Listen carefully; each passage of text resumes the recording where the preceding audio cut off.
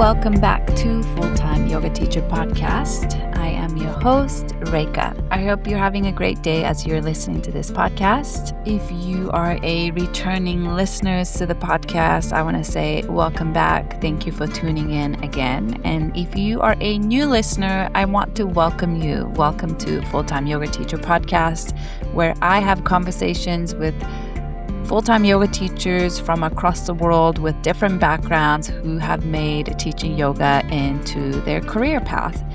And I just love talking to yoga teachers and love to hear their journey and their story of how they are at where they are at right now. It's so fascinating and interesting for me. I can always find something I can relate, as well as I can learn and get inspired from their journey.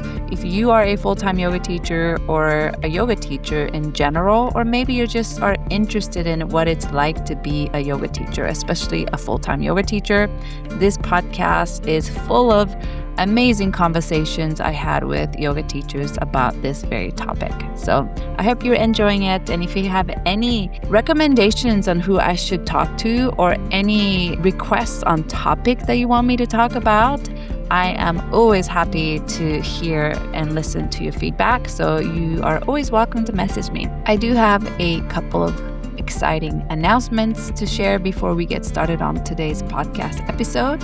So I have an upcoming workshop for yoga teachers.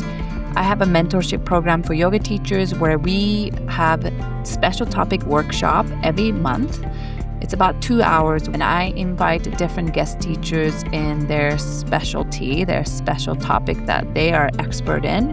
And this month for March, I have a workshop called Intro to Meditation, a Buddhist Perspective with Cayce.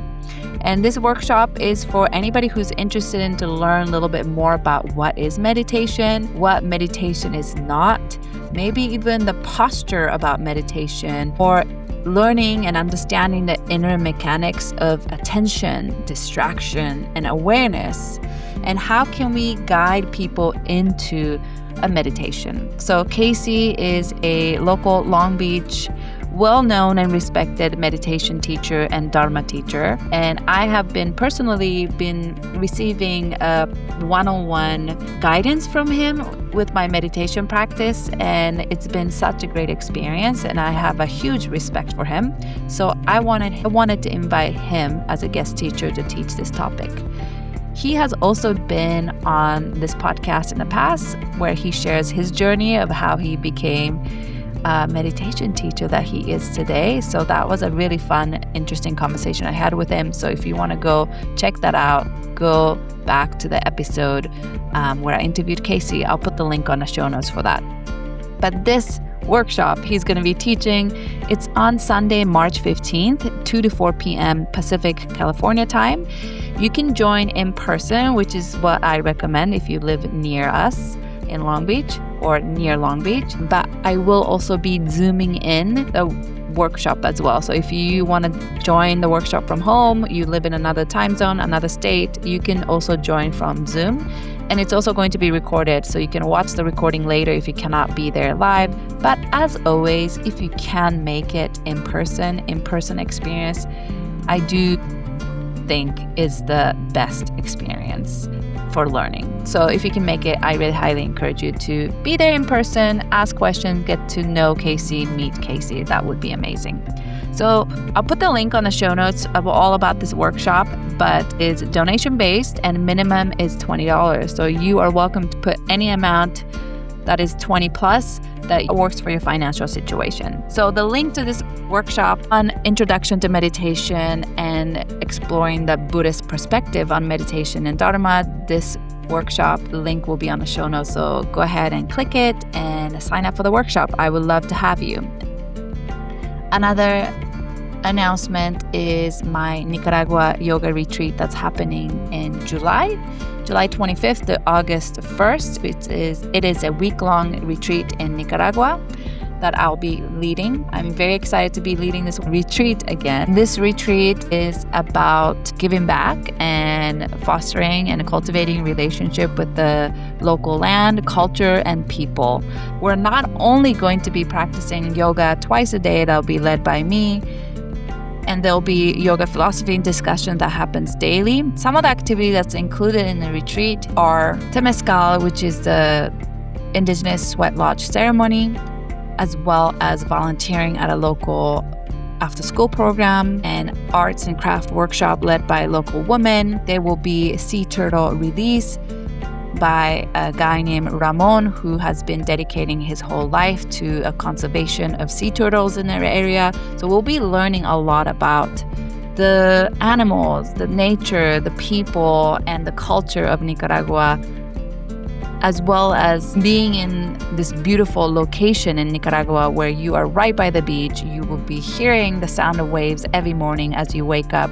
We'll be practicing shala in this open air, beautiful space where the waves of the ocean will be your background music. And the yoga philosophy discussions that we'll be having daily is going to be an anchor of an almost through line that weaves together the experience of the week in this beautiful, amazing retreat. So I hope you can make it. If you're interested, I have a special going on where if you sign up with a friend, you get $200 off. So please message me with any questions you have. I would love to have you. I'll put the link on the show notes about the retreat, so you can go click on that link, go to the landing page. That's probably going to answer a lot of questions you may have about the retreat, and you can always reach out to me and ask me questions directly. I am excited to share this week's podcast episode I had with Rebecca.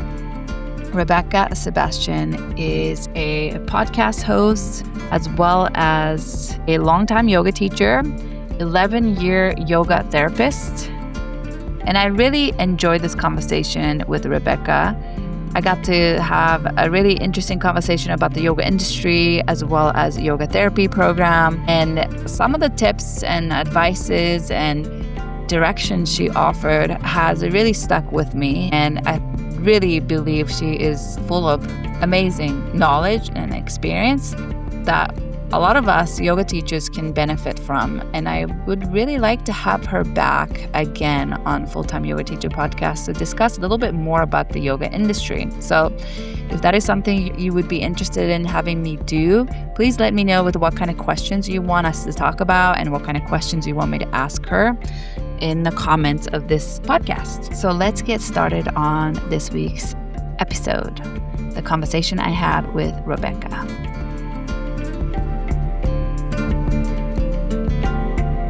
Welcome, Rebecca, for Full-Time Yoga Teacher Podcast. I'm so excited that I get to have this conversation with you. I feel like I have been listening to your podcast and listening to your voice for quite some time from not only your podcast, but podcasts that you come on as a guest. And I feel like you have, for me, it feels like you're the leader of the voice in the yoga world. So I'm very excited that we get to have this one-on-one conversation. So thank you so much for being here.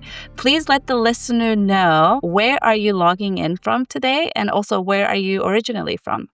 Hello. Thank you for having me. I love conversing with yoga professionals, so anytime I get to do so, it's a thrill. Thank you. I'm Rebecca Sebastian. I am in the United States. I'm in the Midwest, in the state called Iowa, along the Mississippi River. I'm from here, but I have not been here forever. I moved away and came back. It's very cold where I am right now. It's chilly in winter. Yeah, there's a snowstorm is what I'm hearing on that side. Yeah, and we had temperatures that were like a few dozen digits below zero for a while. So it was very cold here. Yeah. Yeah. And I know you've been teaching for quite some time now, and you're not only a yoga teacher, but you're also a yoga therapist and studio owners and nonprofit owners. So kind of going back to when did you become a yoga teacher, and what made you want to do a teacher training to become a teacher? So I have what I think is a more common yoga teacher story from when I started. So I started in the very early 2000s teaching, and I taught classes before I was trained, which nowadays isn't really heard of, but at the time was more common. And Mm-hmm. so I am a reluctant everything in regards to yoga. And I had a friend who was opening a space who said, "Will you come and teach a yoga class here? I know you take yoga classes." And I said, Mm-hmm. "No," a few times actually. And then finally, I agreed to do it for 6 weeks. And at the end of 6 weeks, the group that was with me said, "We want to keep learning yoga from you." And Uh-huh. so I then became very terrified that I was going to do something wrong or hurt someone. So I thought, I've got to find a teacher training program. Mm-hmm. 25 years ago, there was only one in my area. And I went Mm-hmm. there and it cost me $700 to train to be Oh, a yoga wow. teacher so Uh-huh. long ago. But yeah, so I trained essentially so that I could teach them with a better skill set than what I had. And at that time, there wasn't Yoga Alliance then? So the Yoga Alliance at that time had really just started. They started in Okay. the mid-90s, and this was maybe 5 or 6 years after they started. The Yoga Alliance wasn't even common conversation at the time. The teacher training I Mm-hmm. graduated from was not a Yoga Alliance registered training. Nobody Mm-hmm. knew about it. Nobody cared if you had a credential or not. We were all just kind of like out there with vibes and good Yeah. intentions. It was a very Yeah. different time in the industry. And how long was that teacher training? It was 10 weeks. Mm-hmm. But we met weekly, and then we met all weekend, every weekend. So Mm-hmm. it was typically, I mean, it was around 200 hours. At the time there, Mm-hmm. we had the idea that 200 was about what the standard was going to be in the United States. So it was Mm-hmm. around 200 hours worth of like teaching and work. And then it was like 10 weekends that we Mm-hmm. met all weekend long. And when you taught that 6-week course, did you enjoy it more than you thought? Was it kind of like, oh, now I want to like really kind of continue exploring this path? Or what was your experience like teaching that 6-week No, course? I did not. I mean, I loved the people that were there, and I saw that they felt better. So I felt like Mm, what I was doing was impactful for them in the way that practicing yoga had been impactful for me. So I could mm, see that they felt better, but I mhm, certainly didn't feel like, oh, this is the thing I'm going to be doing. It sort of became an accident. And then I kept teaching them. And then I realized this is a thing that I now am qualified to do. And I picked up more classes and it sort of snowballed. Then I got really nerdy, mm. like everybody, even got into anatomy and all the things that happened in the Yes. 2010s. Yeah. And tell me, when you started after the 200-hour training program, you started teaching more and more classes. Mhm. What was your career path before that? Like, what was your job before that? And then, like, what was a slow transition into like going more fully into yoga? So I am a trained communication studies major with an emphasis in nonprofit work. So my job was Mm. being a professional fundraiser for Okay. Yeah. a national nonprofit. And then I worked for a Mm. different local nonprofit here. I worked in sort of like the museum industry of Mm-hmm. things. So I worked at museums that were nonprofits. So had been in sort of the NGO or NPO space for a long Mm-hmm. time before the yoga came about. I see. So I see you already had that experience and you kind of knew the Yeah. world of NGO and NPO Yeah. before Yeah. coming into yoga. I did. Okay. Yeah. And you kind of eventually like combine those paths together. So maybe tell us a little bit more about when you first started out as a yoga teacher, like how that kind of led to becoming like a yoga nerd, like really want to learn more and kind of diving deep into yoga world. Well, so I started as a yoga teacher and then, life happened in my 20s. I got married, I had a child, and then Mm-hmm. my ex-husband left, so I was a single mom with a baby. And Mm-hmm. this is I feel like I should have a story that feels more like now where I feel very called to do the work that I'm doing now, but at the time, I was like, I know Mm-hmm. how to teach yoga and I need to figure out how to make more money teaching yoga. Mm-hmm. So I Googled, like what anybody, I went on the internet, found one of my favorite teachers and realized she was a Mm-hmm. yoga therapist. I went, Mm, what's this about? And my thought at the time was if I trained to be a yoga therapist, I could run books the way a massage therapist runs books, so I would make mm, more per hour than what yeah. I was teaching group yoga classes. And Mhm. so I signed up to train to be a yoga therapist in Mhm. 2010. So before the credential, 2010. before the IOAT was really a thing, um, Okay. they existed, but they weren't really the influential organization they are today. Mhm. Before any of that existed, I was training to be a yoga therapist. Mhm. And what was your yoga therapy training like? Like, was it a couple of years to graduate? Like, how was it different than your 200? So we trained, and I don't think people really train in yoga therapy this way anymore, but we Mm. trained ashram style. And all of the programs that I looked at for yoga therapy all were the same way. So they were live-in programs. We Mhm. trained for 12 hours a day, 7 days a week, for weeks at a time. So I was able to Mhm. go for 2 weeks, and then I would leave and go home and Mm. teach and be a mom and care for my son, and then go back again and Mhm. train 12 hours a day every day for a couple weeks and go home. So it was way more like an intensive study style of training Mhm. versus now most of it's online or Mm. occasionally you meet in person. This was like Yeah. me and 20 other people talking about yoga nonstop, 12 hours a day for 2 weeks. It was kind of amazing. Like I Yeah. love that style of training if you're really into yoga. I was obviously at the Mhm. time very nerdy about it, so it was just really exciting to be around 19 other people who were just as nerdy as I was. Yeah, that sounds amazing. Where was the training at? So the training was through Inner Peace Yoga Therapy, and they had different trainings all over the country. So they'd had one in California. I took the one in Asheville, North Carolina. So it was, this is the best thing Mhm. about yoga people, right? Is that when you go away, it's never like a strip mall, it's somewhere beautiful. So we were Mhm. in the Blue Ridge Mountains and like this little retreat center Oh. in the middle. It was really Oh. nice. Yeah. Oh. And even before choosing to become a yoga therapist, and it sounds like you're very practical about it. Like, I can make more of a career path as a Yeah. authorized and trained yoga therapist. But did you already have kind of a interest in working one-on-one or more individualizing practice to your students more than teaching a group class? Like, was that your already an interest? No, it didn't.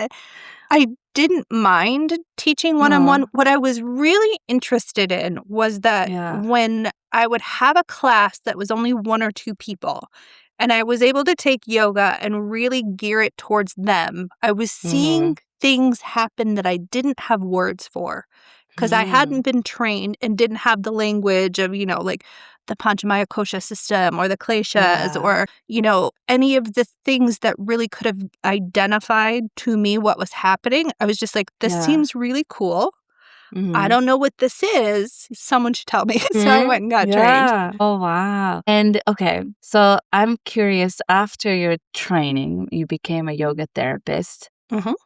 How did that help you to for you to be able to find more one-on-one client?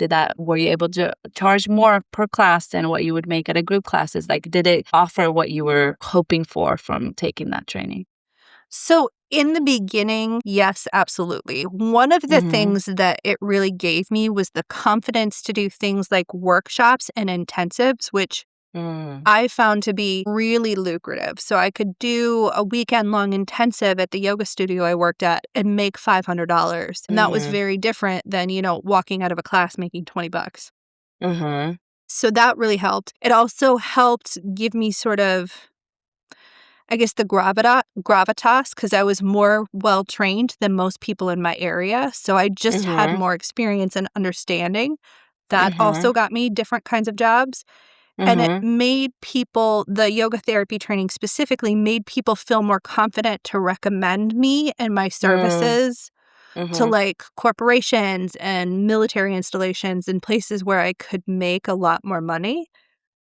So that was something that I think really helped was to be able to say that I had been so well trained in yoga that I Yeah. could then, and we had local health magazines and I got featured in a health magazine and those Mhm. kind of things that really helped kind of push my career along. Yeah. Did it, were you still teaching group classes at a studio or gyms Yep. or on your own and having one-on-one clients? Or like, did you kind of completely switch over to only seeing yoga therapy clients, No, students? I definitely taught group classes. And what I found was that for me, I Mm-hmm. made the most money doing workshops and intensives. So what I quickly realized was that group classes were my beta test for content that I was creating for a workshop or an intensive. So I Mm. just had a lot of students that knew that I was the weird teacher who would do a lot of weird things. Mm-hmm. And so I was like, since you all are game, I'm going to try a ton of different techniques and I'm going to play with my language and play with how I teach. And I Mm-hmm. got very good at that in group classes. So they were sort of like my Mm-hmm. beta test, guinea pigs. Mm-hmm. And then I would take the skills once they were refined and Mm-hmm. drop them into a workshop or an intensive where I could charge more money per hour. Can you share some of the workshop or intensive like topic that you taught? Yeah, I mean, before it was popular, I did a lot of courses on sleep. So I actually, as a yoga Mm-hmm. therapist and for workshops and intensives, I did a lot of workshops on sleep and rest and relaxation. Mm-hmm. I started playing with this idea of, and this is probably one of the more popular things that I did, was this idea of playing with the difference between discomfort and suffering and the Mm-hmm. nuance between those two words. And I played with that in my classes, and then I was able to kind of pull that apart and play with it privately for my clients and play with it Yeah. in sort of like workshops and intensives. But you Yeah. kind of don't know. Like, I just had this idea. Okay, so I want to teach people Uh-huh. about that edge that we sometimes talk about in yoga of you're like, okay, so you're Uh-huh. going to go to the point where you're a little bit uncomfortable, but you're not going to hurt yourself. And how do I know the Mhm. difference? Mhm. And at the Mhm. time, I was playing with this idea that humans will suffer to avoid discomfort, which I think is true by our nature. Mm. Mhm. So I was like, how can I teach that through yogic principles in essentially an asana class? So I would bring it to my Mm. classes, play with it there, and then pull it out and put it in a workshop or an intensive. Or that one particularly also landed in my one-on-one yoga therapy work for a long time. During this time, it seems like you were teaching group classes, you had your one-on-one clients, but you were Yep. also doing workshop and class series, Yep. and that was kind of your income streams. And were you able to, like, sustain yourself, your family with your Yeah. yoga teaching income? Yeah. Yeah, okay. I think a lot of people would be really, like, hopeful to hear that because I feel like so many people are like, "It's impossible, it's not gonna work," or "It's too difficult," or not too difficult. I think a lot of people think it's not possible, and I think it is, but it's not easy and it's not for everyone. Um, No, and I yeah. think the thing that people are very uncomfortable with is that I can tell you that, at one point Mhm, I was teaching 13 classes a week and I had private clients and I was doing all these other things. But my mhm, path isn't going to be your path or somebody else's path. mhm. I think Yeah, because we don't have a linear career path in any yes. capacity. I've never met two yoga teachers who have the same path. Yeah. We've all done something a little bit different. We all have a Mhm, little bit different of a passion or a different thing that we're bringing to the table. Because it's not standard or uniform, it becomes mhm. very intimidating because you feel like you want a map to follow. Yeah. And it's more important for us to understand there's just no map. That's kind of Mhm. exciting because you can build and create Yeah. whatever you want to.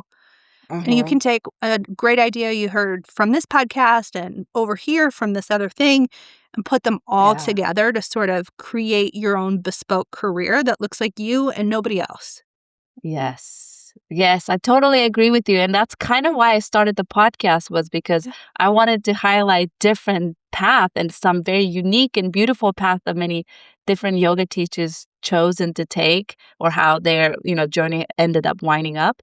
And they're also different, Yeah. and also it's possible in different ways and there's no one right way to do it. And hopefully stories like this and sharing other people's story can inspire others to give them new ideas or inspiration. So yeah, definitely I agree with you. Okay, so from there, how did you I know eventually you became a studio owner and you also Yeah. started your nonprofit. So can you share a little bit about that transition or journey into that? Well, I did a very foolish thing. In 2019, I opened a yoga studio and co founded a nonprofit in the same year, which is Okay. 0 stars, and I do not recommend that you do that. But I Uh-huh. was ambitious and hungry, and I did that. And both of those things happened about 6 months before COVID hit. Mhm. So it was Mhm. kind of that I started a studio in 2019, and immediately what I had thought was going to work and the way that I thought everything was going to roll out stopped because everything changed after March Yeah. 2020. Mhm. And the nonprofit wasn't able to make it through that time because a lot of money for nonprofits really dried up because everything went to necessary funding for like food and Yeah. shelter. Obviously, at that time, that was more Yeah. important than extra funding for things like a yoga nonprofit. But then I just knew that I wanted to build something more. And the studio came from this idea that I wanted to build a studio that didn't rely on a teacher training to pay its bills.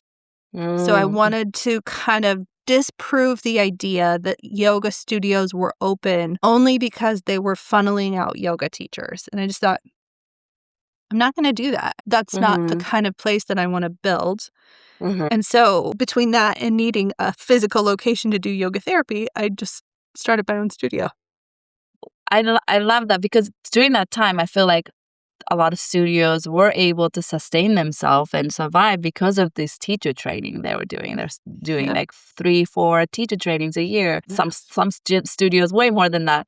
So how did you know that you were ready to start a studio and become a studio owner? Because being a teacher and then deciding to open your own studio, I feel like it's such a big leap. It's also like different skill sets than most yoga teacher have.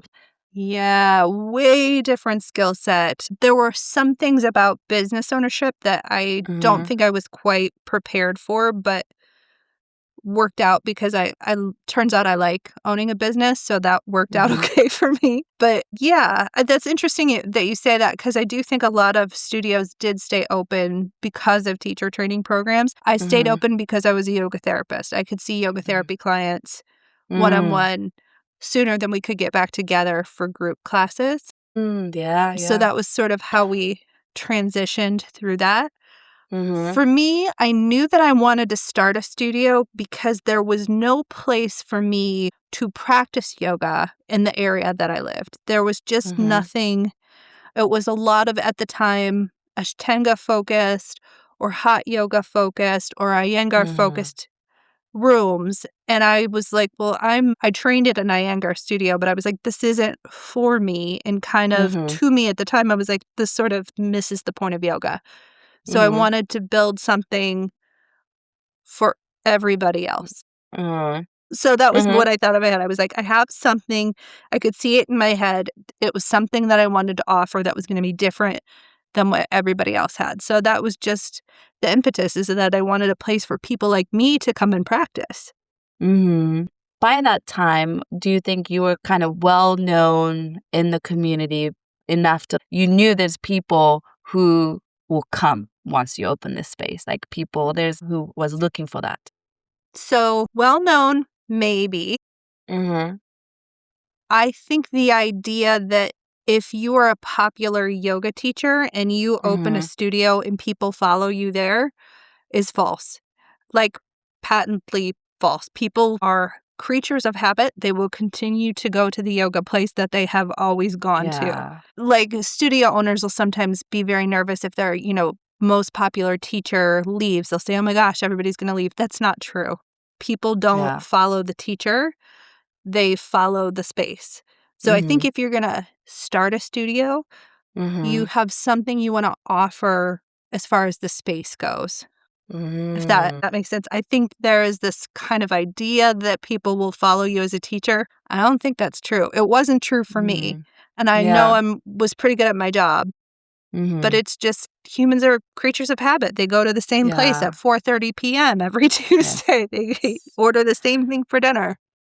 No, I agree with you. I remember popular teaching leaving the studio, or I left the studio that I've been there for a really long time. But people, I think convenience and like familiarity, if that's where Yeah. they go, that's what's closest to their home. It's on their way back from the commute, way back from their work. They just, Yeah. it's all convenience and what they're familiar with. They usually will stay. So yeah, totally, I agree with you. Okay, so how did the nonprofit, because you said you started on the same year, Hmm. what kind of nonprofit was it? And also, like, was there a link? Like, was it feeding into one another in some way? So they were two separate projects. The Mm-hmm. nonprofit was there to support the people that were doing service work in our local yoga community. So we had people who were going into schools, and we had people who were going into county jails, and we had Mm-hmm. people who were doing a lot of service work, working with shelters for unhoused folks, Mm-hmm. because yoga is something that people want there. And it was just easier for all of those humans to get work if they were underneath the umbrella of a nonprofit. It was frankly a lot easier. Mm-hmm. So the person who was going into the school, she said, well, I could get more work through the school district if I was working with a nonprofit. And so she was my co-founder, and we co-founded it. And then we started trying to figure out how to take on this idea of essentially the wellness gap, the fact that Mm-hmm. some humans don't have access to wellness and yoga the way that other people do, like because they're financially resourced.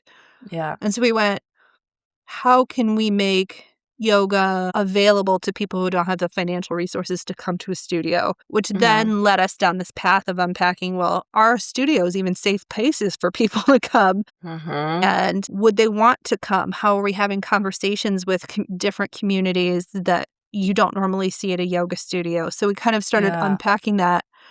We ended up trying to take on this idea that essentially folks who were not financially resourced, were Mm-hmm. living below the poverty line, could we offer those folks yoga classes for free? Mm-hmm. And then we realized that everybody who worked in yoga full time, with a couple exceptions, we all qualified for our own program because nobody was making enough money. It's so true. It's so It's true. true. Yeah.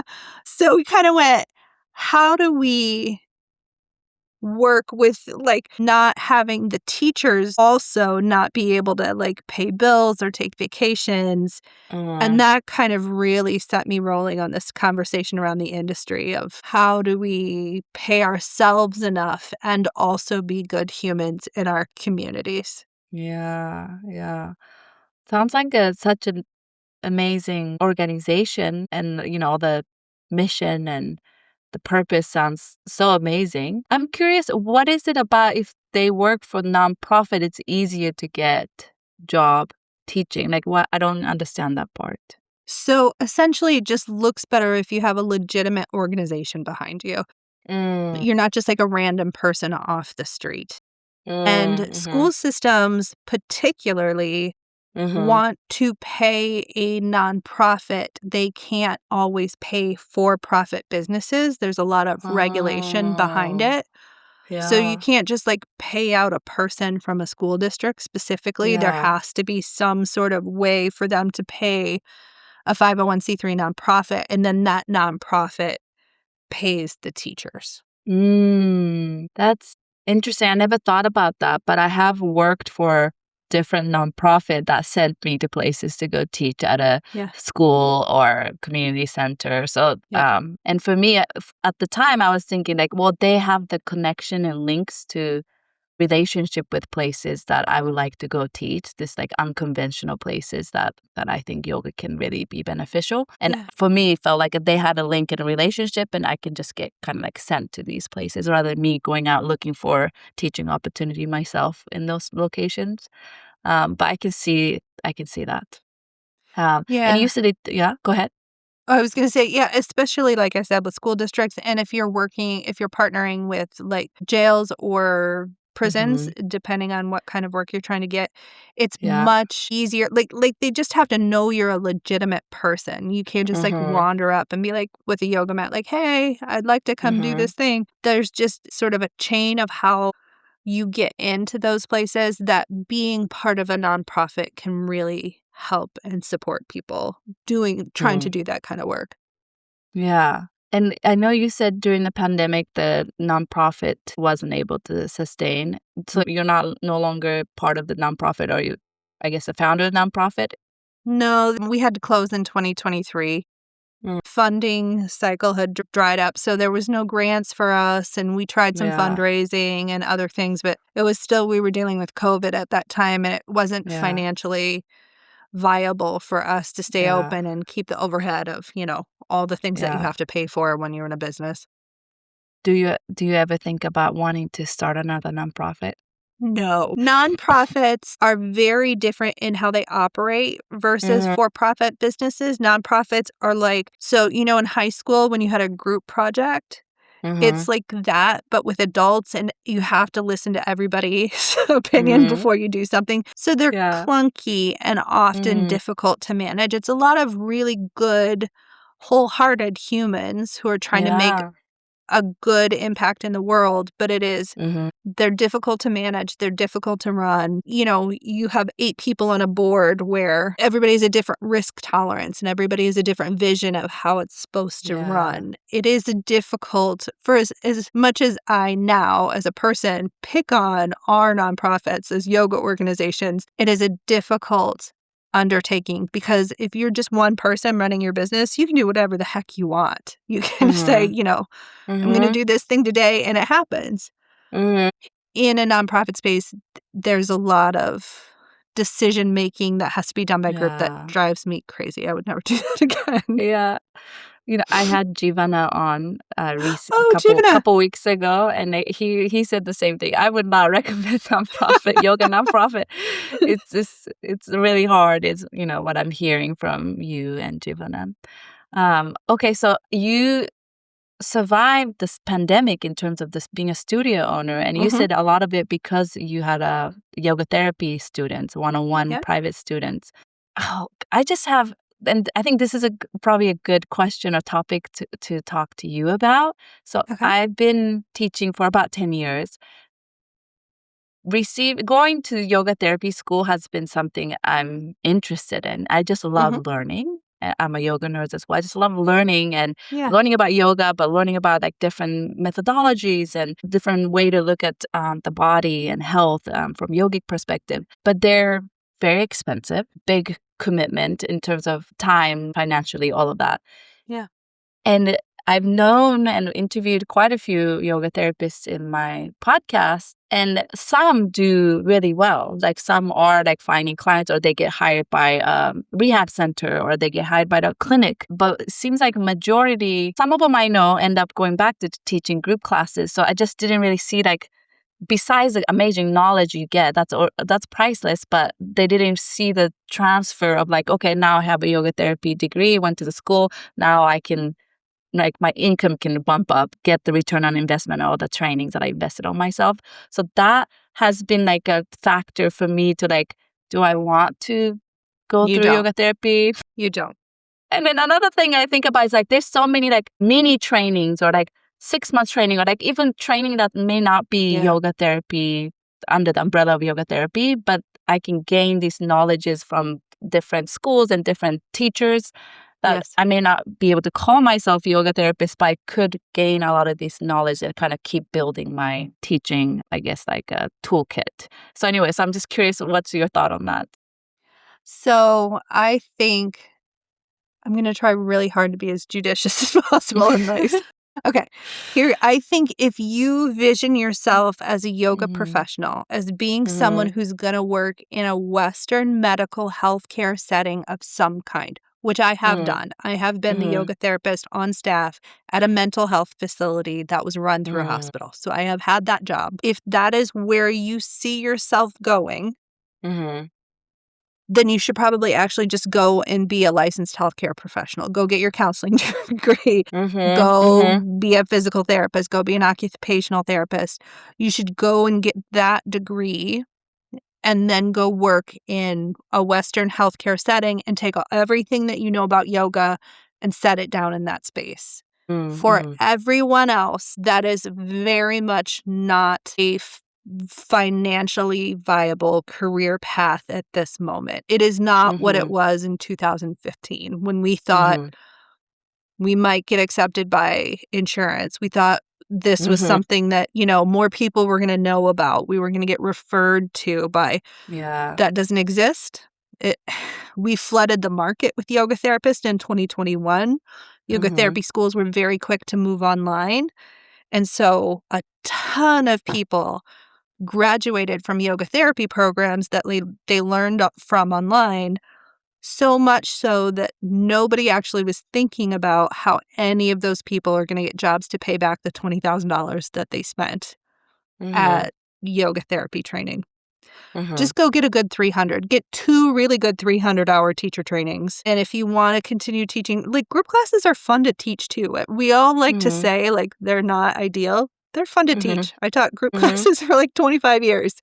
Yeah, at this Mhm. time, it would be virtually impossible to make your money back. Mhm. That's a very refreshing perspective to hear. I appreciate that. I really appreciate that honesty. And that's so true. Now that you said that, like a lot of people I have talked to that's in my or my friends or people I got to interview on this podcast, many of them are going back to school to get a master's in Yes. social work, to get a Yes. master in occupational therapist, physical Yes. therapist, or like, psychotherapist.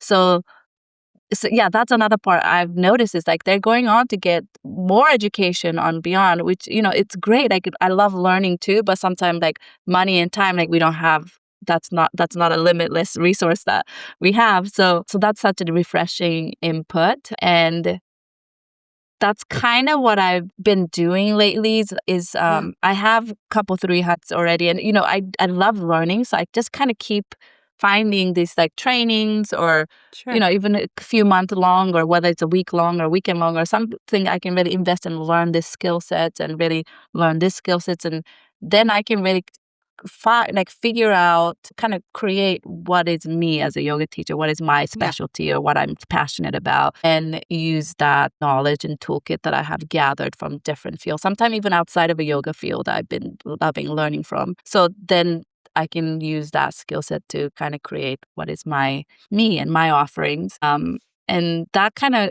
brings me back to a question of, that is a great path, and that requires us to be able to have to find our own student base and a client, especially if you want to work one-on-one. If you've been able to find one-on-one student in your yoga therapy work. I'm pretty good at making friends. I would say Mm-hmm. that is, especially if you want one-on-one work, Mm-hmm. that the strongest path through that is a referral path. So, I had 2 physical therapists in my local area that referred clients to me. And so what I did was I just told Mm-hmm. them, send me all of your least compliant people, which is medical terminology for the people are not doing what you tell them to do. And so Yeah. I would say to, both of these PTs, just give me everybody you can't figure out. Mm. Send me all the people that you leave scratching your head, or the people who can't do the movements you want them to do because they're in too much pain and they can't regulate their nervous system. So send them all my way. I'll give them the tools, and then I'll send them back to you, and they'll do what you want them to do. That Mm. was how that worked. Mm-hmm. Um, I had a pelvic floor physical therapist who used to Mm-hmm. send me all of her military clients because they Mm. didn't want to do what she told them to do. Mm-hmm. Sometimes pelvic floor PTs use instrumentation, and military folks are not typically receptive to that. So she'd just be Mm-hmm. like, well, fine, if you're not going to do what I want you to do, go see Rebecca. She takes all the weird Mm-hmm. people. And so, so then when you sort of get to know 2 or Yeah. 3 of those people, they're then, and this happened early on in my yoga therapy career, several military clients who then were telling everyone else that they had gone to war with, oh, she can help you sleep. And so all of a Mm. sudden, then I had all of these clients coming and going, oh, yeah, so I hear so-and-so said that you can help me figure out how to sleep because I can't Mm-hmm. shut my eyes.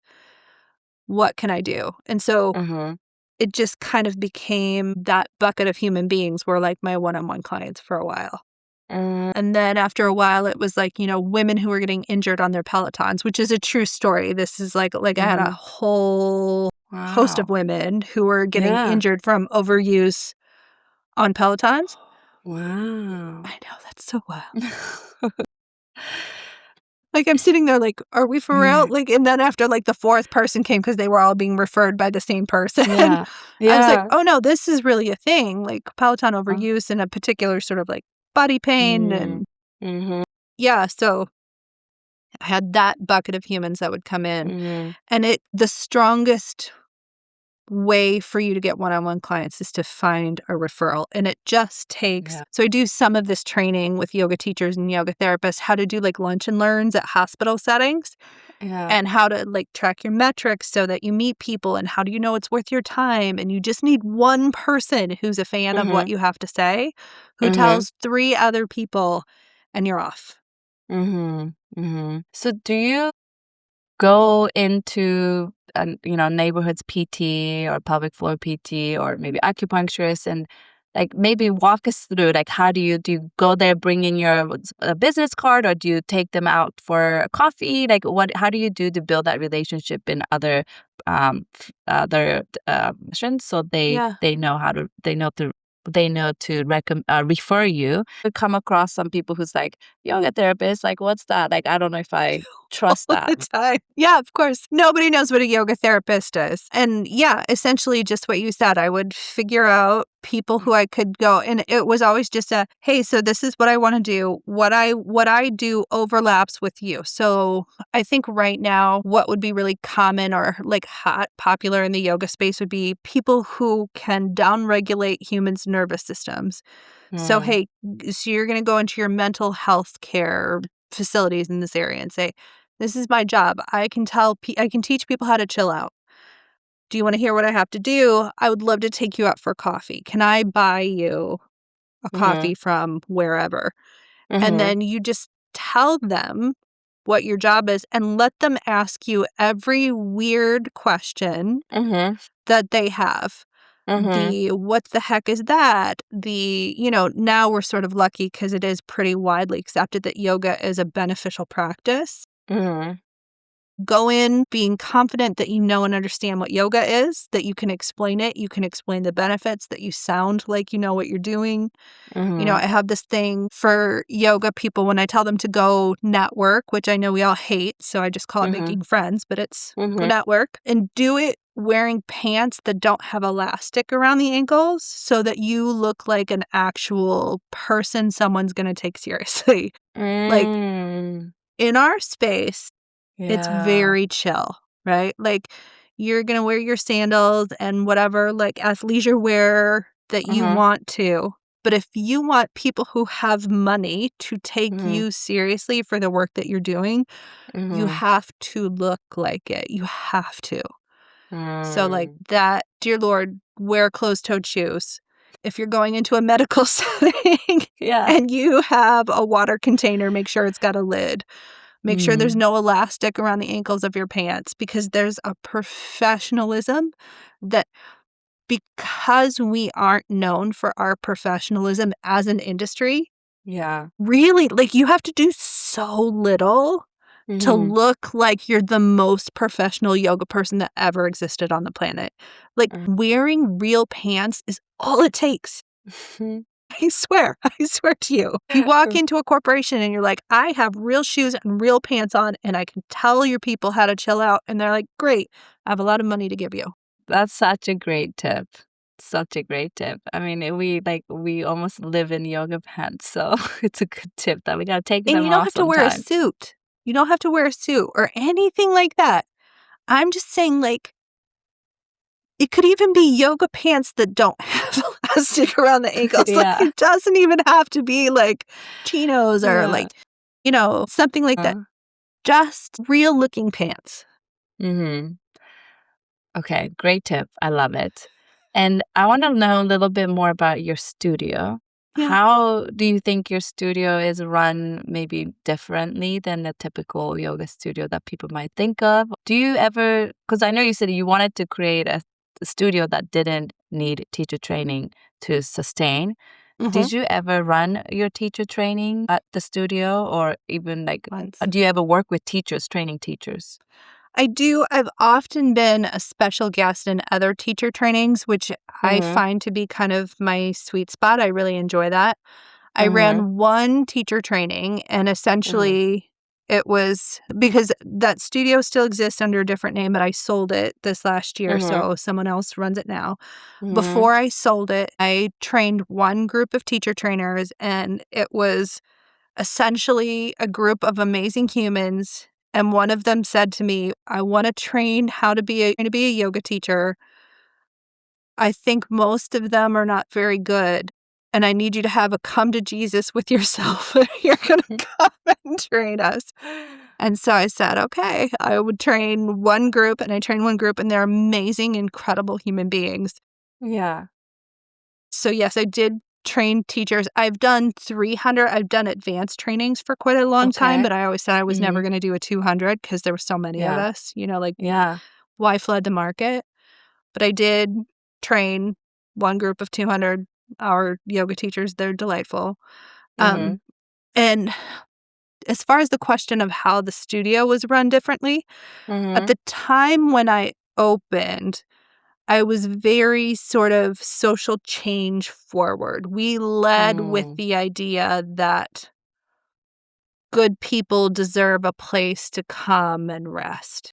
Mhm. And I led with the idea that we were a place to rest and connect and not a place for Mhm. fitness.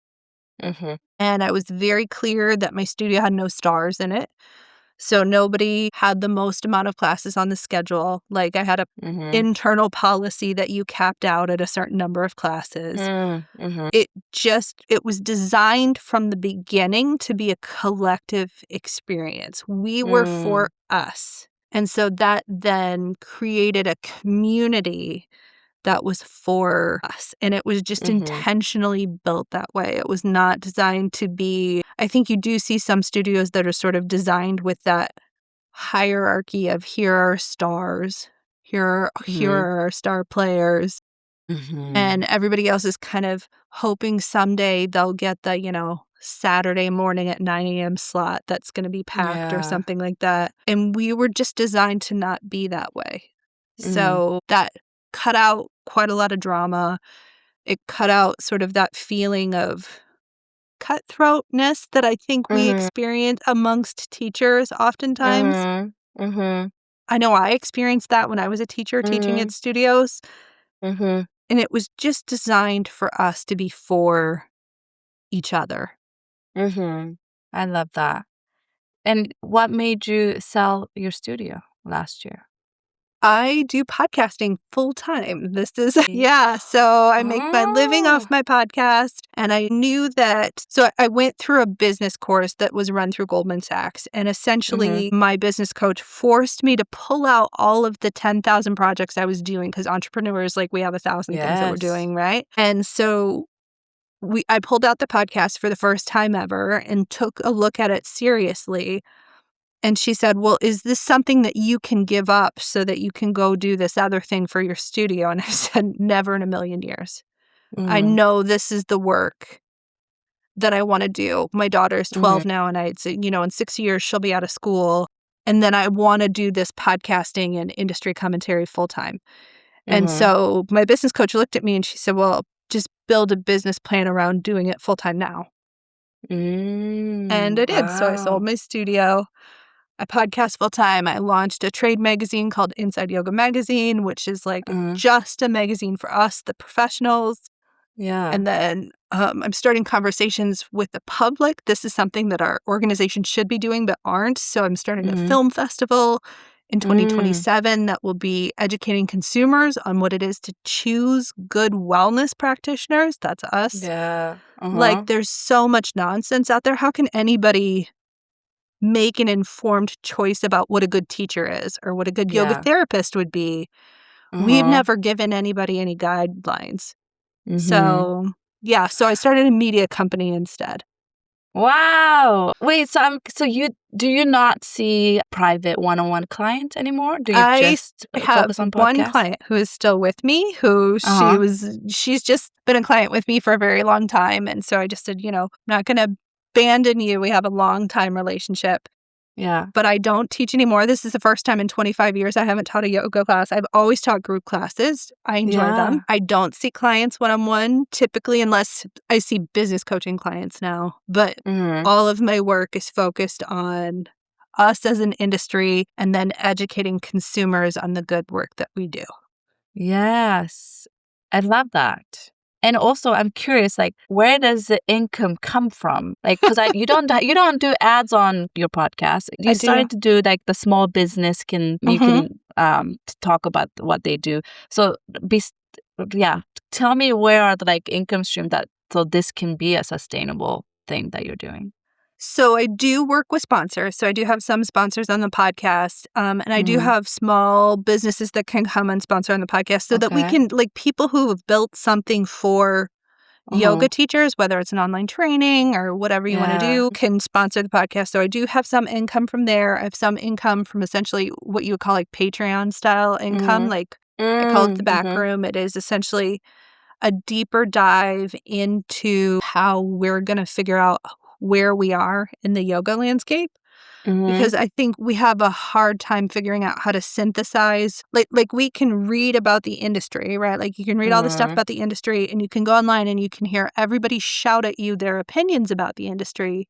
Mm-hmm. But there's not a lot that helps us synthesize all of that information into what that means for you and your business. Like, Mm-hmm. what does that mean now for me? So I have sort of a Patreon space for that. I have the magazine and Yeah. then the podcast. Wow. Yeah. That's really cool. Oh, And thanks. it's also very different, right? Like I don't Yeah. think I have ever interviewed a yoga teacher that is on your path. I mean, like you Yeah. said, when we talked about everyone's path is so different. I guess I have one last topic question. Okay, I'm So ready. I think this is I was listening to Jay Brown's podcast on Jay Brown Yoga podcast, and there was one conversation that he had two guests, and it stuck with me. They were talking about how the yoga industry these days, there are less values. This could be different in yoga therapy world, but there's less value on being a good teachers who convey knowledge, that teach knowledge and give education. And there's more emphasis and more values are put on popular teacher or like, teacher, maybe a influencer, more shiny, popular teacher, and less emphasis on teachers actually teaching skills and technique. And because there's less value are put on teachers who's actually teaching, it's becoming harder for those teachers to be a sustainable teacher, to actually make a living being a teacher, because there's a lot harder to find students who are looking for that. And a lot of these students these days are looking for more entertaining experience in a group yoga class. So like that was a conversation they were having. And what is your thought on that? I mean, yeah, I think number one, that's true across the board. That's not just in yoga, because social media creates sort of influencer culture of some kind. That's just pretty universal. There's always going to be like the most popular dentist or the most popular lawyer. And that doesn't always translate to actual money either, which I think something I really want people to hear is that we have this idea that if you get popular online, that means you will make more money. And I'm just here to tell you that's straight out not true. The person who's going to pay you $3,000 for a series at a corporation does not care how many social media followers you have. They don't. They want to know if you're good at your job.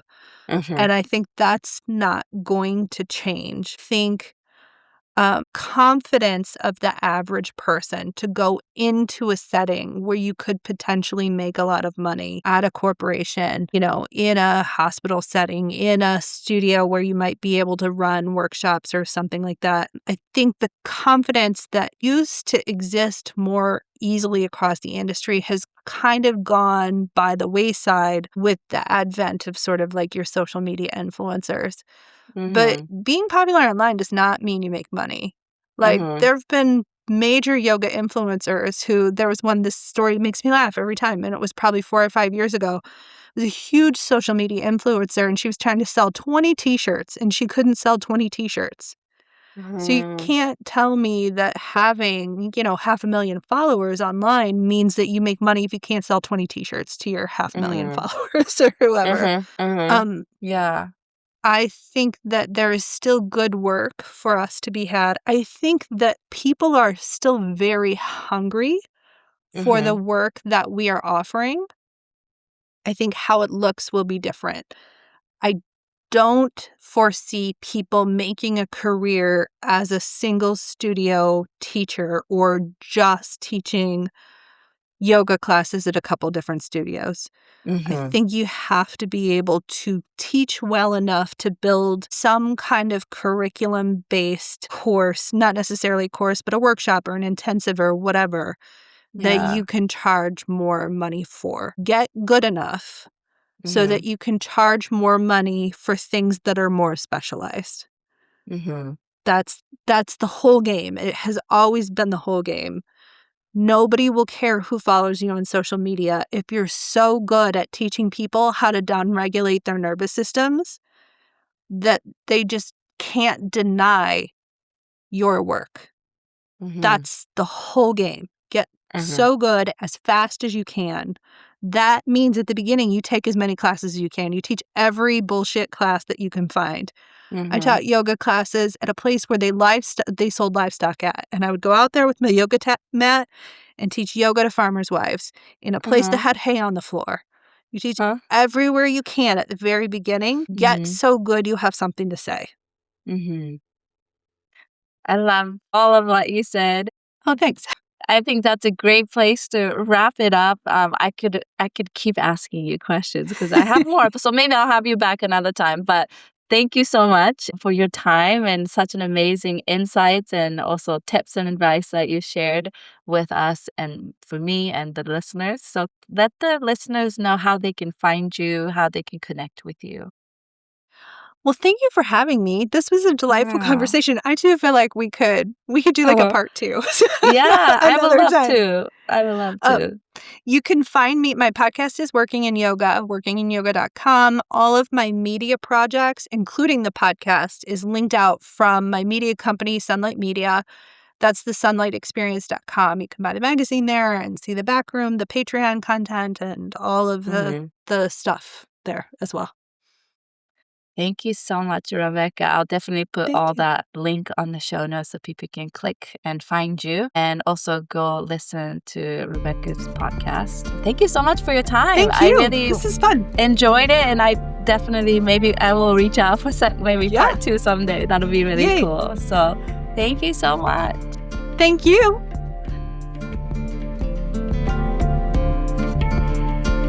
Thank you so much for listening to this week's conversation, the podcast episode I had with Rebecca. Yeah, you know what she said about if you want to work in Western medical setting and profession, then you might as well go back to school to become a PT or OT or clinician or nurses rather than going to school to become a yoga therapist.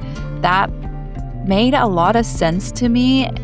And also, with my experience of talking to many yoga teachers and yoga therapists, I've noticed many yoga therapists that I know did go back to school to become a social worker or to become a therapist or to become OT or PT.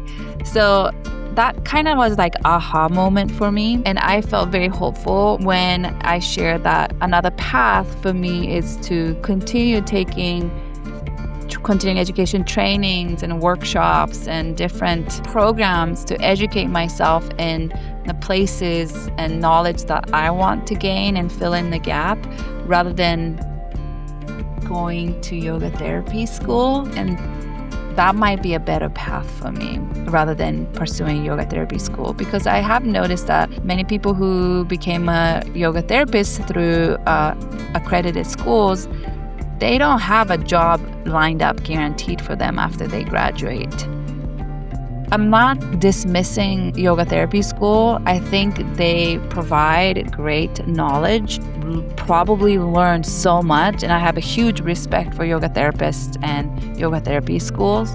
But I just wasn't sure, besides the fact that I want to learn and I like learning, I wasn't sure if becoming a yoga therapist, certified yoga therapist, was going to help me get paid more or get me more job opportunities. That was a big question mark for me. And talking to Rebecca kind of solidified that that's probably not the case. I still have to do all the work to try to network and find private clients or find places to work and teach, which is what I already do as a full-time yoga teacher. So I like the idea of pursuing the path of continuing to educate myself, continuing to sign up for different training programs and workshops and courses that's going to give me the knowledge and skills and tools that I need to become the teacher that I want to become with what I want my expertise and skill sets to be. But that doesn't necessarily have to be me going to yoga therapy school. That is kind of the conclusion for now that I have come up with my teaching path. I'm not saying this is a definite path, like I could change my mind in the future. But for now, I think I feel good about the path I'm on and the decisions that I have made of not pursuing yoga therapy schools. And this conversation with Rebecca is what kind of led me to sign up for the continuing education program I'm currently on. That is a continuing education and mentorship program for mostly physical therapists. If I'm not ready to invest my time and money into going back to school to become a physical therapist or to go to yoga therapy school, I thought I could just join different training programs for PTs and learn skill sets there. And so far, it's been a great experience. I'm learning so much, and I think there is something to be said about putting yourself in an environment where everybody knows more than you. That's what I feel like. I feel like everybody in the program knows better than you. And part of me feels like a huge imposter syndrome to be part of this mentorship continuing education program for a physical therapist. But I can't deny that I'm learning so much and I am absorbing like a sponge, and I'm also really enjoying learning from other disciplines right now. So that's been a really fun experience, and that's kind of what led me to make a decision to join this kind of program, is definitely after speaking to Rebecca. So thank you, Rebecca, for your advice and tips. And your voice in the yoga industry, I think, does hold some weight. And I always love listening to your podcast and when you share about your thoughts on the yoga industry. So thank you for doing what you do. And I hope you keep continuing to do all that you do for yoga teachers out there in the wild. So thank you so much for listening to this week's podcast. I hope you are enjoying this podcast. And if you are, I really, really would appreciate if you can like, subscribe, star, review, download, whatever thing you can do from whatever platform you're listening to, because depending on what platform you're listening to, there's different things you can do. So that would mean a lot to me. And what would also mean a lot to me is to share this podcast with your friends, with your yoga teacher, with your colleagues who you might think this podcast will benefit. That would mean so much to me. And feel free to message me. I love hearing from my listeners. So you can message me on my Instagram. That's where I'm most active, at Reika Yoga, REIKAYOGA, or through my website, www.reikayoga.com. And I will talk to you in 2 weeks. Bye.